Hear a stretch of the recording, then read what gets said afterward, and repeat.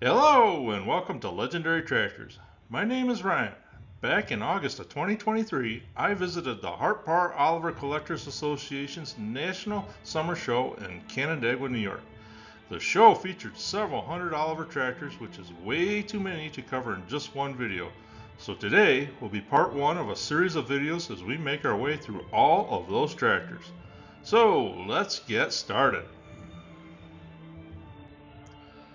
First up, we have this beautiful Model 1850 with front wheel assist, duals, and two-post ROPS with canopy.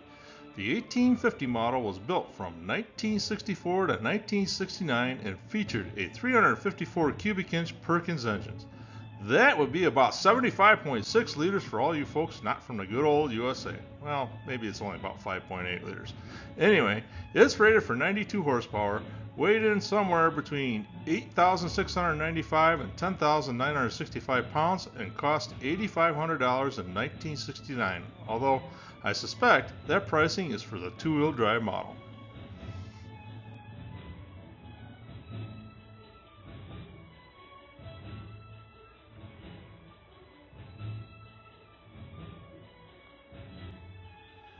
This 1755 Oliver is a fine piece of art and is certainly one of the finest tractors that they ever built. 1755s were built from 1970 through 1975. This tractor has a 310 cubic inch engine manufactured by Cockshutt, producing about 86 horsepower, or right around 1700 kilowatts for you folks that are not from the US or into other kinds of green things. Maybe I guess that's actually about 64.1 kilowatts. Anyway, it features a standard 6-speed transmission with a 3-speed over-under hydro shift, giving it 18 forward speeds. This one also comes with a 2-post canopy and ROPS and the front wheel assist. In 1975, the 1755 sold for $11,500.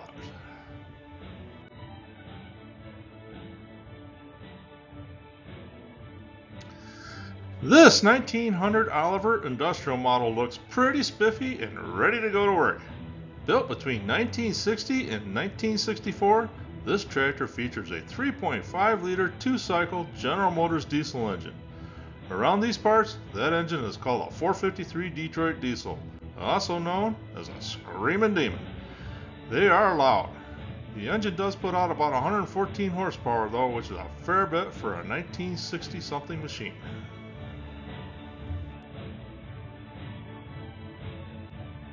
Oh, Canada! In the first half of the 20th century, Cockshutt and Oliver had a good working relationship, and in 1962, the two companies became sister companies under their parent company, White Motors. Under this arrangement, Oliver built tractors were rebadged and painted red for the Canadian market. Here in western New York, Cockshutts are a pretty common sight, as many have made their way back across the US-Canadian border, which is only about an hour away. I would suppose that Olivers are a pretty common sight in Ontario, Canada as well. Looking at the front axle, this 1955 appears to be either a Wheatland or standard model. My suspicions are that there are not too many of these made, as there is not a lot of information available for standards or Wheatlands. Using data for the row crop models, this tractor has an Oliver Cockshutt 310 cubic inch turbocharged engine producing 108 horsepower. It also features a 6-speed transmission with 3-speed over-under hydro shift on the go transmission, giving it 18 forward speeds. This tractor is equipped with an Oliver factory cab, which was really becoming a thing with farmers in the 1970s. 1955s were built between 1970 and 1974. Original price was $14,250 in 1974. I wonder what that figured out to in Canadian, eh? Anyway, the fabricated front ring on the front of this tractor is an interesting addition. It most likely makes for a really good place to secure the tractor when hauling it on a trailer rather than hooking to that front axle. This 2050 Oliver is a rare machine, as only 383 were made in 1968 and 1969. With a front wheel assist, it's even rarer. This beast of a tractor came equipped with a naturally aspirated 478 cubic inch Hercules engine that made about 118 PTO horsepower. I jokingly called the 1950 the Screamin' Demon. This big brother to the 1950 could be called the Whispering Giant, as the engine was a 4-cycle direct injected engine with an MAN M system combustion chambers. The engine was used extensively in the U.S. military, and because of the combustion chamber design, could be run on just about any fuel that happened to be available, including gasoline. In the 2050, it was recommended by Oliver that it be run on diesel only though. Another byproduct of the combustion chamber design was that it was a quiet motor. This tractor is equipped with a 6-speed transmission and the 3-speed over-under hydro shift, giving it 18 forward speeds. The tractor also features fender fuel tanks to help keep that big thirsty Hercules supplied with fuel.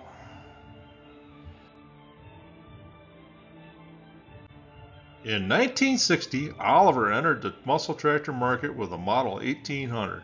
Gone was the curvy rounded tin work. In came the square boxy shapes. The 1800 was made from 1960 through 1964 and came in 3 different variations. The A model built in 1960, 61, and 62, the B model built in late 62 and 63, the C model built in 1964. The A model had the throttle up on the dash and it kind of worked its way around the steering wheel, if that makes sense. The B model was released for the 1963 model year and had the throttle moved to the side of the dash panel. It also had increased engine displacement in the diesel, up from 283 cubic inches to 310. The C model, like the one pictured here, had tilt and telescoping steering wheel, which was an awesome feature that continued on through the rest of the years that Oliver was in business and on into the white tractors. The C model also had improved hydraulics over the B. The Oliver 1800 made 80 PTO horsepower, had a 6-speed transmission with a 2-speed hybrid power drive which gave it 12 forward speeds. The tractor pictured here is a stunning example of an Oliver 1800. Can you imagine the day that this showed up on the farm, maybe with a 4 or even a 5-bottom plow? Just imagine how jealous the neighbors had to have been. It probably wasn't just the neighbors either. About the time that this tractor was built, John Deere came out with its 3020 and 4020 tractors, which were upgrades to the 3010 and 4010, which incidentally were released to the market in 1960. I am sure that Oliver helped drive the 4020's development. I have a video about the introduction of the John Deere 3020 and 4020 tractors. Be sure to check it out.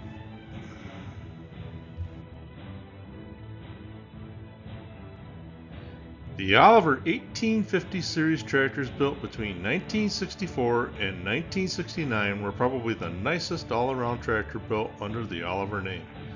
The one shown here is a beautifully restored example. It features fender fuel tanks for additional fuel capacity to keep the tractor in the field for longer periods between fill-ups. It has a 354 cubic inch Perkins 6-cylinder engine producing 102 engine horsepower, 92 on the PTO and 84 on the drawbar. The tractor is equipped with a standard 6-speed transmission with a 3-speed over-under hydro shift, giving it 18 forward speeds. The slab weights make this tractor look even tougher. To me, the tractor is saying, let's go hook onto a 5-bottom plow and get it done. Original price in 1969 for an Oliver 1850 was $8,500.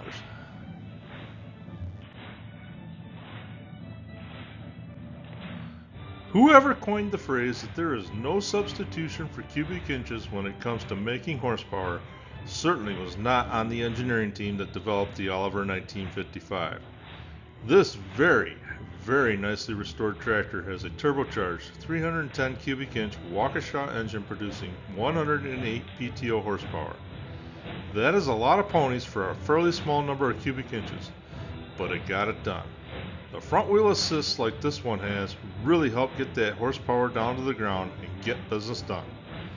This one also has the fender fuel tanks and the 3-speed over-under hydro shift, giving it 18 forward speeds. The 1955 was available from Oliver from 1970 through 1974. It and the other larger 55 series tractors were the first and really the only models offered from Oliver, since they soon would become white, with closed center hydraulics, which nearly doubled hydraulic flow over the previous open center systems. Like the Cockshutt 1955 that we saw earlier, the model 1350 was a rebadged tractor, although this time it was not from Oliver. It was from their sister company Minneapolis Moline. The Cockshutt 1350 is the same as the Mini Mo Jetstar 3 Super and was sold by Cockshutt from 1966 through 1968. The tractor was available with a 206 cubic inch engine that was available in gas, LP gas, or diesel that produced 44 PTO horsepower. This one happens to be a gasoline powered unit. Minneapolis Moline built these with a standard 5-speed transmission, and a 2-speed shift-on-the-go Amplitorque transmission was also available that would give it 10 forward speeds. I believe that the Amplitorque lever for these is located on the opposite side of the tractor, so I do not know if this one has the feature or not. Maybe one of you viewers can chime in down in the comments if you know of another way to tell. I love to learn new things about tractors, so let me know.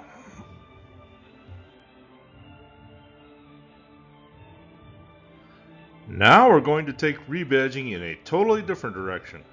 This Minneapolis Moline G850 is actually a rebadged Oliver model 1755, the same as we started the show with. These were sold by Minneapolis Moline for model years 1971 and 1972, whereas the 1755 was sold from 1970 through 1975. I think that the 1755 is a great looking machine, no matter whether it's painted yellow, green, or red.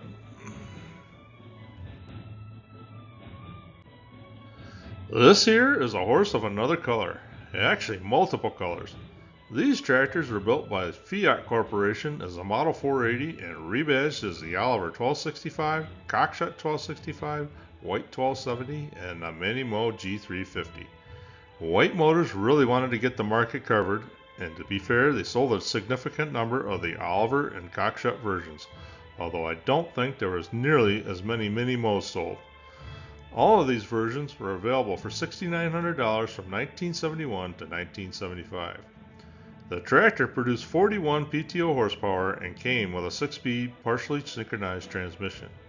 A 9-speed creeper transmission was also available, and front wheel assist was an option as well. Unfortunately, I've had a very bad experience with one of these tractors. When I was about 11 or 12 years old, my neighbor owned an Oliver 1265. One spring day, I was riding home on the school bus, watching out the windows as the world went by.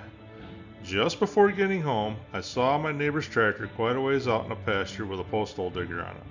Something didn't seem quite right, so when I got home, I told my mom I was going to go for a bike ride. It only took a couple minutes to ride over. On the post hole digger, the main bolt that attached the auger to the gearbox had either broke or sheared off.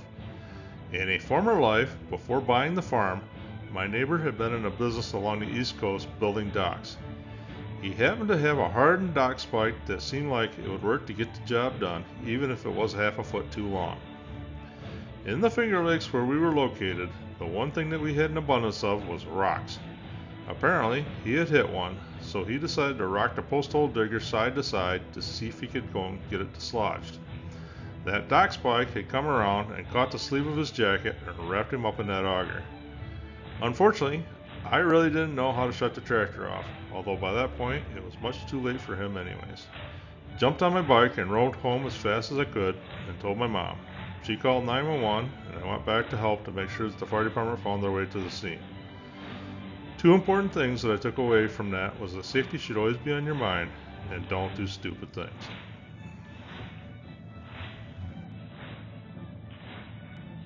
By golly, next up we have another Oliver rebadged as a Cockshutt.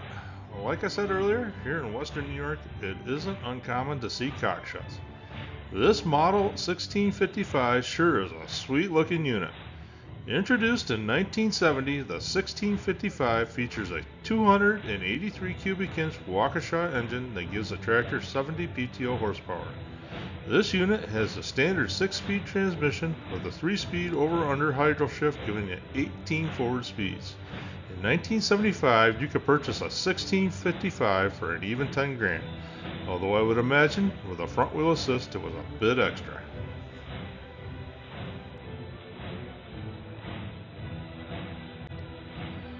By 1967, Oliver had a problem. In 1964, the Oliver 1950 was introduced with a 453 Detroit diesel engine. It was a beast of a tractor. However, that engine was expensive, and it made the overall tractor expensive.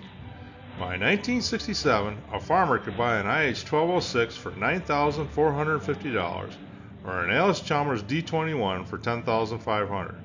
John Deere was offering the 5020 for around $11,000. The Oliver 1950 sold for a whopping $12,700.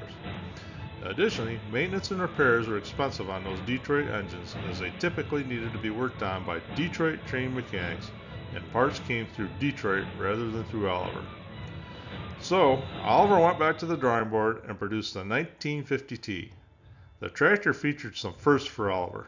One first was that they started with a 310 cubic inch engine used in the Model 1750, beefed it up a bit, and installed a turbocharger, which is what the T stood for.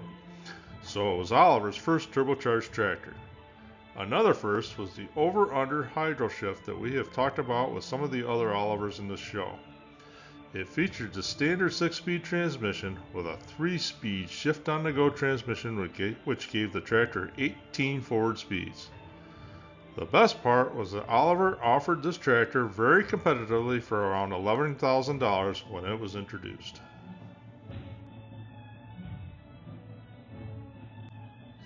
That's it for today's show.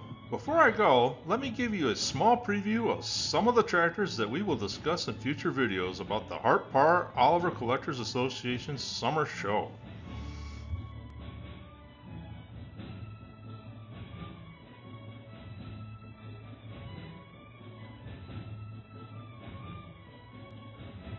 I hope that you've enjoyed this discussion about Oliver tractors.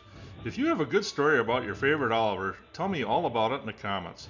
Please remember to like, comment, and subscribe to the channel, and I will see you next time when we discuss some more legendary tractors.